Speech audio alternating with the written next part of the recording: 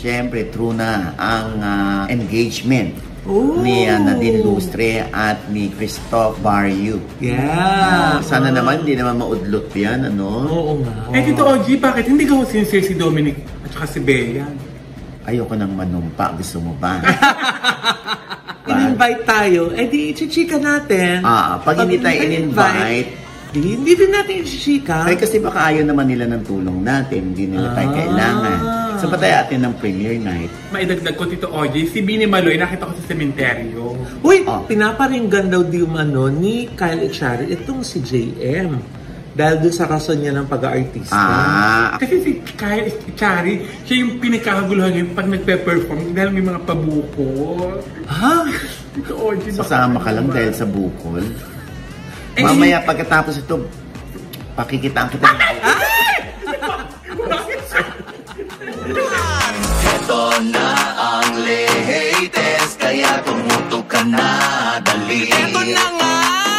Ito na ang mga marites, kaya i-chika mo na, dali. Ito na ang latest! La la la la la la, i-chika mo na, dali. Ito na ang latest! La la la la la la, i-chika mo na, dali. Ito na ang latest!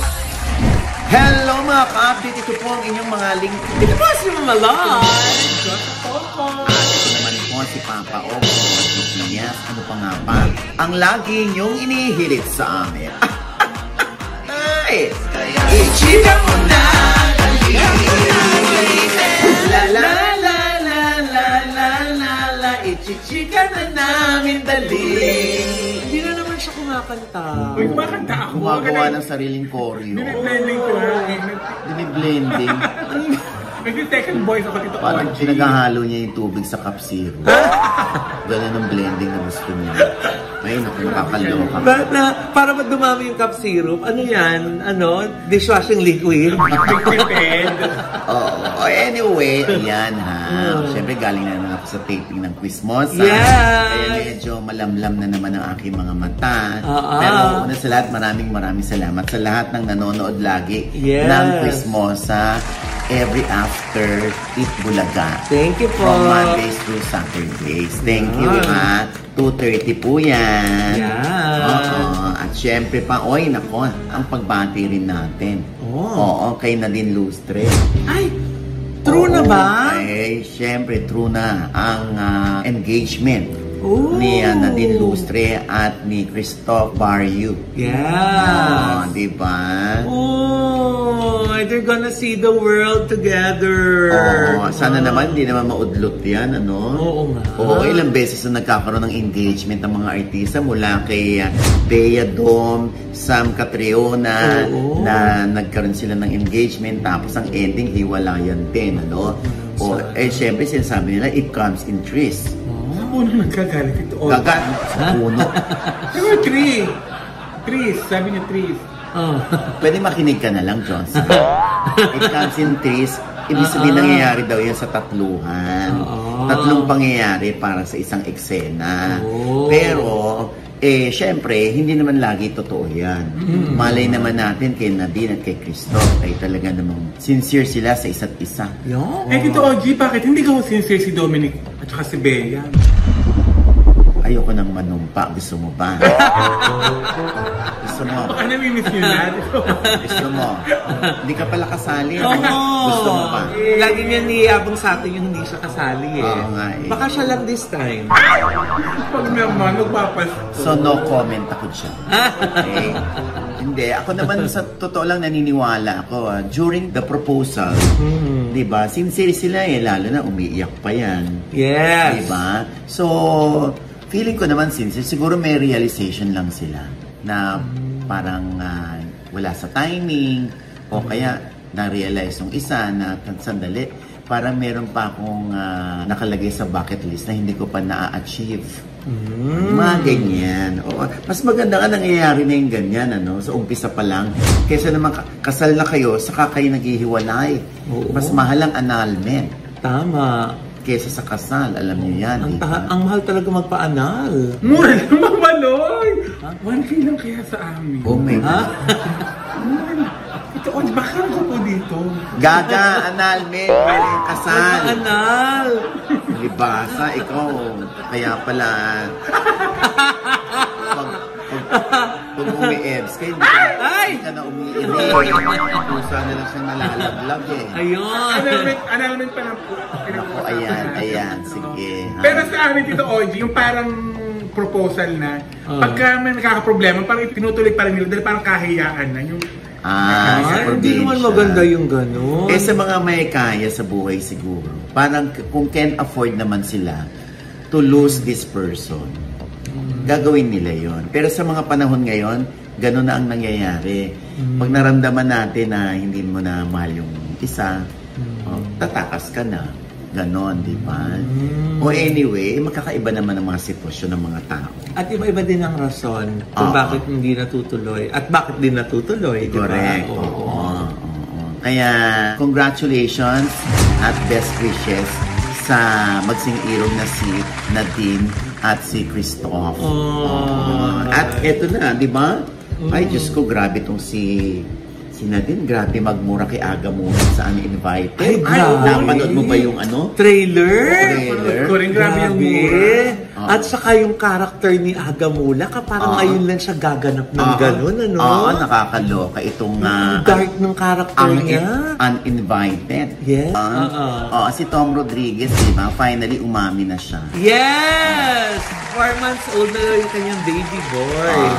Si Corbin. Di ba? Yes. Kami ho ang unang nagbalita niyan. Yun. Si Tom ay may anak na. Ayun. Kaya lang hindi pa niya masyadong maamin. Siguro baka meron pa silang case or issue ni Carla Abellana. Pero sobrang happy siya ngayon, ano?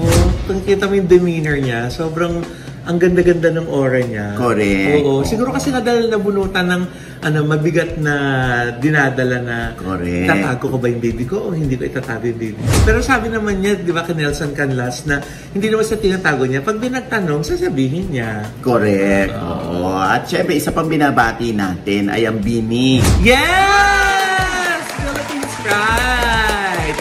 Best Asia Act sa MTV Europe Music Awards. Yan.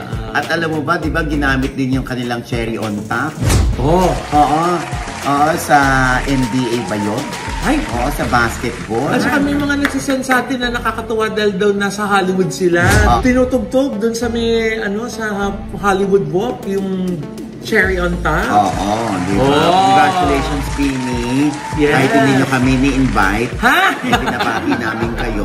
Ubus na kasi yung ticket this Gusto yung weekend. ticket. Tsaka in fairness to Bini, na-appreciate ko yung unang invitasyon na hindi naman ako nakasipot.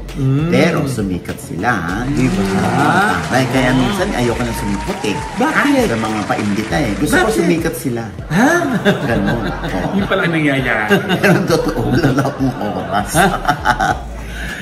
Pero at least iba nakakatuwa pag inimbita ka. Oo naman. Sasabihin mo lang na, sorry, I cannot come. Pero thank you so much for all the pag-aalala. Saka yung mga tinatanggap natin na invitation na, di ba? As our way of appreciation. Correct. Di ba?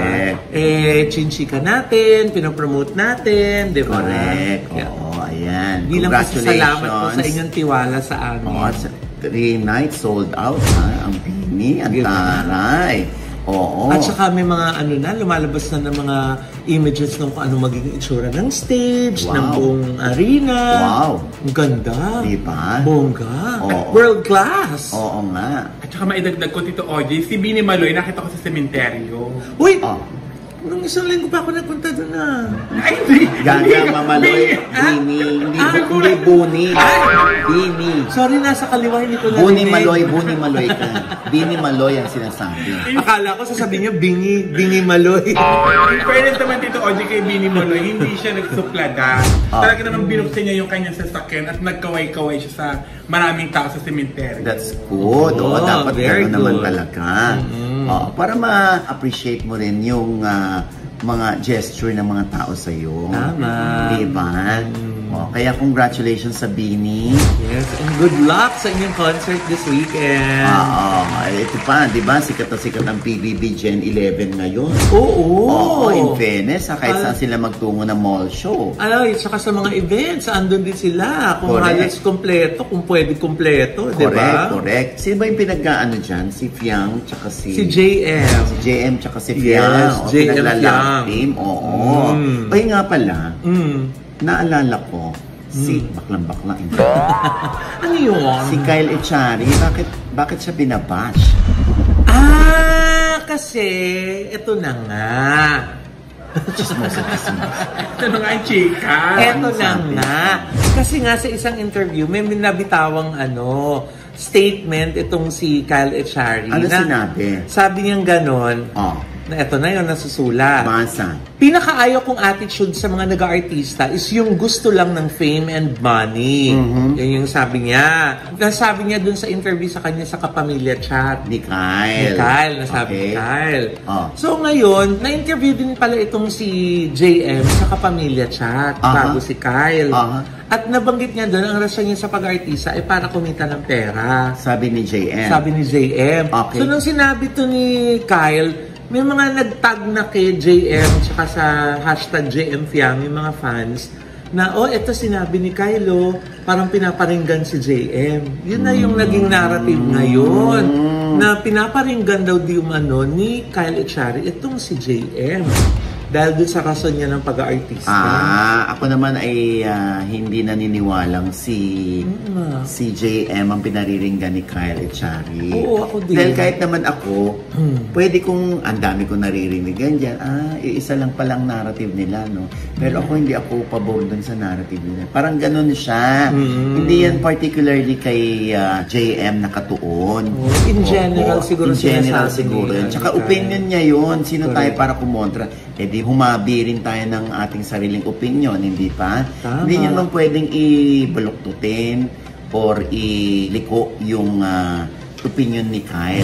Opinion niya yun Tama. Yun ang paniniwala niya Ngayon, yung iba sinasabi, porke mayamang ka, porke may pera ka, kaya ganyan ang attitude mo. Syempre, yung iba, naiintindihan si JM kung bakit sinabi niya na nandun siya para kumita or para makatulong sa parents, diba? Kanya-kanya naman talaga ng rason kung bakit gusto mong mag-artista. Tama. Pero ako talaga, kung ako tatanungin, talaga naman. Abay, ito lang ang alam kong trabaho. Di pag-iigihan ko. At saka yun nga, nabanggit mo na, pagtatrabaho, work ang show business, di ba? Lahat na nandito, nagtatrabaho, di ba? Ang gusto na siguro sabihin ni Kyle, in general, is kung fame at saka money lang ang motivation mo, baka hindi ka tumagal. Pero pag may love ka sa craft mo, yung pinagbubutihan mo yung trabaho mo, di ba? May mga kasi minsan, kinukuha lang yung sentence na na controversial sa pandinig, di ba? Hindi, at saka minsan problema na yan ng ibang netizen Talagang kino-connect the dots nila yan. At saka for all we know, baka hindi naman napanood ni Kyle yung interview ni JM. Oo nga. Siguro tinanong lang siya kung anong paniniwala mo sa mga batang gusto mag-artista ngayon. Kasi yun naman ang pet peeve niya talaga. Correct. Yung mga ganong klase ng bata na yun ang rason na gusto kumita kaya siya nag-artista. At sumikat. Oo. Ikaw ba, Diyos, anong pet peeve mo? Gusto ko, aso. Aso. Pet peeve mo? Di ka ho pet? Alaga? Kaya aso. Diwata, ikaw to? Diyos ko naman nabibigay yata ako biyak. Ba't hindi ka tumakbo sa party list? Tapos number 5 ka naman. Pasensya na po, galing po akong biyahe. Pet peeve yung ayaw mo sa isang tao. Akala ko alaga. Alagang hayop. Naku, hayop ka. Sorry, nakakapagsalita tuloy si Tito Onyo ng masama dahil sa akin. Hindi, kanya-kanya naman tayo. Kanya-kanya naman tayo ng ayaw sa artista. Diba? Kaya kung yun, opinion yun ni Kyle, ibigay natin sa kanya opinion. Di yung opinion niya, opinionan niyo rin. Diba? Saka lang naman nagiging mali ang opinion ng isang tao kapag inamin niyang mali ang opinion niya. Tama. Yun. So dito, OG, kung passionate si Kyle, dapat mahusay siya sa craft niya. Alam niya yung passionate tsaka craft. Pero yung testing. At yung narinig na ako, kaya nga nakaganto na ako ngayon. Dapat In fairness, ang laki naman ng improvement ni Kyle sa acting. Oo. Tsaka ang sexy-sexy pa pag kumanta. Alam mo, makakasama namin yung si Kyle. Yes! Sa November 22 sa Benguet Day. Yes! Yan. Kasama rin namin si Jericho Rosales, si Eric Santos, si Ice Guerra, ang Dilaw Band. Yun. Sino pa ba? Si Waki Kiray. Si Makino. Si Kapop Joe, andyan din. Si Jay Hart, andyan din. Mag-host kami dyan ni Mama Lon. Diba? Ay makita-kita tayo dyan sa Benguet Day. Yan ay regalo sa mga taga-Benguet ni Congressman Eric Yap. Free admission po. Sa Benguet State University. Sa November 22. Bakit? Pwede sumama. Kasi si Kyle Charis, siya yung pinagkakaguluhan ngayon pag nagpe-perform dahil may mga pabuko. Sasama ka lang dahil sa bukol. Mamaya pagkatapos ito, pakikitaan kita ng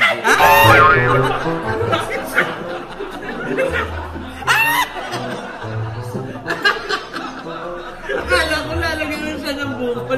Mas masahol pala, papakitaan mo ng bukol. Grabe kasi yung bukol dito, OJ. May nakakita daw. So, tatang linggong tulala. May makita kayo dito. Grabe ka. Hoy, tsaka wag ka. Yung bukol ni Nani talaga parang hindi na untog. Hinampas. Grabe kayo. Anyway, basta tsaka nga pala sa November 23, ayun, nandun pa rin si Jay Hart naman sa District 1 BGC. 9 p.m. yan. Di ba? Lagari. Lagari ang lolo. Show natin doon. Lipad agad ng Manila. Para sa Jay Hart Music Show naman. Di ba? Sa District 1 ng BGC. Ayan po ang number, 1,000 ilan na lang po yung ticket. Naku, tapos pagdating mo ng araw, ang dami na naman gusto pumasok, wala ng ticket. Kaya, contact nyo na po. Now, naku, bilisan nyo na po. Ay, naku na, eto na ang Super Bowl ng mga ating. At saka sa mga mahilig sa pageant. Ang Miss Universe. Ngayong weekend na yan November 16 sa Mexico, November 17 dito sa Pilipinas. At kailangan po ng ating pong kandidata na si Chelsea Manalo ng ating pong boto. Kaya mag-login na po kayo sa Miss Universe app at iboto po natin ang Philippines. Diba? Ayan sana ang gawin natin totoo yung apelyido ni Chelsea. Manalo. Ako si Tyra Banks nga, nagustuhan siya. Diba? Dati naalala niyo si Tyra Banks din yung pumuri kay Catriona Gray sa kanyang twist na gano'n yung buhok, diba? Kung ngayon na naman, fan na naman ng Philippines si Miss Tyra Banks. Kaya it says a lot kung gaano po kalaki ang chance ng ating pong kandidata para manalo po sa Miss Universe. Siyempre, tulungan po natin. Konting push naman natin po, diba? It won't take much of our time po to vote for our candidate. Kaya, go! Vote! Maraming salamat po. And with that, mga kaibigan, ito po ang inyong mga link. Ito po si Mama Loy. Kasama na hindi pa namin subscriber, please subscribe now na. Click nyo lang yung subscribe button na nandiyan sa baba. At syempre pa ang kanya-kanya naming channel. Yes, sana manood at mag-subscribe po kayo sa channel ko. That's Mama Loy. MAMALOI. Pati na po sa aking other social media accounts sa Instagram, Facebook, at sa TikTok. At syempre nais natin po magkasalamat sa Envy Skin Beauty and Wellness Center for skin, face, body, and wellness. And may konti akong chismis dyan kasi kinottery kanina. Diba? Tsaka walang foundation. Bawal kasing lagyan. Powder lang. Parang gusto mo sabihin sa amin ng partida, wala kang foundation. Walang makeup Wala kayo naka-foundation. Pero, sampal ko lang yan. Pero ang bango ng damit ni Mama Loy, Diba? Ang gamit mo yata dyan, yun. Ano? Bida dishwashing liquid. Bakit sa damit? Bakit sa damit? Kasi kakulay ng Bida dishwashing liquid ni Coco Martin. Ginagamit na rin pala sa damit yun? Fabric conditioner na. Pero hindi, in fairness, ilalaban po natin. Marami na po nagsabi at kami rin po sa bahay nakapagpatotoo, mas mabango ang Bida dishwashing liquid, Kesa mas sa leading. mabula. Oo, dun sa dati namin gamit na brand. Kaya bidang-bida. Ano naman yung sa'yo? Yes, sa lahat po ng aking mga social media account, Facebook, TikTok, YouTube, ayan, nakapost na po ang aking review sa Bida. Wow! Ayan, Tito OG. At ang daming natuwa, Tito OG. At balak daw akong kunin ni Coco Marti na endorser. Wow! Totoo ba? Oo, Tito OG! Paano Alam nangyari ba yun? Eh, ito manager mo, ba't hindi Oo alam? nga. Nag-direct sa akin kung pwede daw akong kuning germs.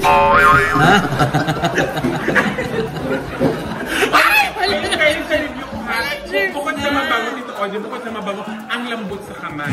Diba? Kaya panoorin niyo sa aking, YouTube. Ayan, ha? Diba? Sino mga Bongga. patakbo sa bida, oh. Diba? Ayan, at syempre, naku, pag hindi pa kayo naibalik talaga sa batang kayo. Ayan, sa inyo. Diyos, ha? Tsaka Direk, I love you! Oh, anyway, ayan, at syempre pa, oy ha, sa mga gustong mag-abroad, ha, andyan po ang Trajet International Travel and Leisure. Pag gusto yung magbakasyon. Bakasyon sa kahit saan man, Asia, Europe, Yes. lahat. Lalo na kung tour na napakarami ninyo, the more the cheaper. Oo. Kaya dapat i-gather nyo na lahat yung mga Yes. gustong sumama dahil ang laki ng discount. Kasi, Lalo na sa Trajet. Yes. Oo, ayan no, kami galing Korea, Japan. Yes. Tapos magta-Thailand. Oh, yes. Oo. Di ba? Ayan ang Trajet. Very, legit. Oo. Yes! At syempre para sa ating mga ngitinay, Dr. JC Salis ng Gorgeous Smile Dental Clinic. Doon Yes. naman po yan sa E. Rodriguez sa tapat lang po ng Christ the King Church. Yes. At syempre pa, yung mga NCLEX passers dyan, Aha. Yung mga nurses. Oo, ha? Na gustong magtrabaho sa New York. Yeah! Oo, ha? Naku, ito ng pagkakataon ninyo, ha? Sa mga nurses, ha? I-PM nyo lang yung White House Cares. Yes! Legit yan. Oo. Alamin niyo po yung mga requirements at proseso, di ba? Oo, ayan. At syempre, kumari ko, yung ninang ni Yes! Erin na mamahala dyan sa White House Yes, Cares. Miss Rose! Hi, Miss Rose! I miss you, Miss Rose! Alam mo na, ha? Rose, ha? Oo. At syempre pa, ang aking panayam pa rin kay Direk Lino Cayetano na tatakbong congressman sa 1st District ng Taguig at Pateros. Nakakaiyak. Nakakaiyak, di ba? Ito na, Day. May nagtimbre sa akin. Oo. Sinisimulan ng i-invade yung channel ko ng mga bad comments at yung mga gawa-gawang mga issue kay Direk Lino. Oo. Utos daw ng kung sino man ang nag-utos. Sabi ko, bakit isa-isa yung timeline nila? Talaga dire-diretso. Parang hindi kayo nag-iiwalay, no? Parang, di ba yung may mga times na, oops, sandali. Parang 20 agad, ang tumitira. Oo. Huwag kayo masyado magpahalata. Oo. Alam niyo naman na malakas si Direk Lino dyan sa Pare-pareho din ba yung congressman. narrative ng mga yung mga chika? Mayroong ibang pinupuri para lang tirahin siya. Alam na. Ay, nako. Naku. Ganon din kay Kay Sam Bersosa, ganyan kay din. SD. Diyos ko. Babawiin. Wala na baka ibang narrative kundi babawiin ng tao yung kanyang ginastos. Kaya nga. Ang masaklap nga, yung wala namang ginastos pero binabawi. Paano yun? Paano nga? Ay, nako. Kaya si Sam Bersosa sa Maynila, lumalakas kasi. Oo. Di ba yun nga, pag ang puno daw ay hitik, binabato. Ha? Ay, At nako. ang dahil Tito OG gusto maging taga Maynila. Para makatikim ng spam dahil nga sa wala sila. At syempre pa, ito pa rin po yung lingkod, Pampawa si OG Diaz na lagi nagsasabi at nagpapaalala sa inyo na sa tuwing gigising po tayo tuwing umaga, huwag na huwag po tayo makakalimot na magpasalamat sa Panginoon dahil tayo kanyang ginising. Ibig sabihin, may mission pa rin po tayo sa buhay. Sabay sabing, every gising is a blessing! At ano pa nga bang lagi niyong inihilit sa amin? Ichika mo na, dali! La la la la la la la la. Ichika na namin, dali! Isa pa! La la la la la la la la. Ichika mo na, dali! yan yan, nanay, no? Ano talagang pet peeve? Hindi nyo naman kasi masyadong nilinaw. Alam nyo naman, may pagkabubita ako sa English. Kakakain mo ng Parisen. Ha? Pero Jess!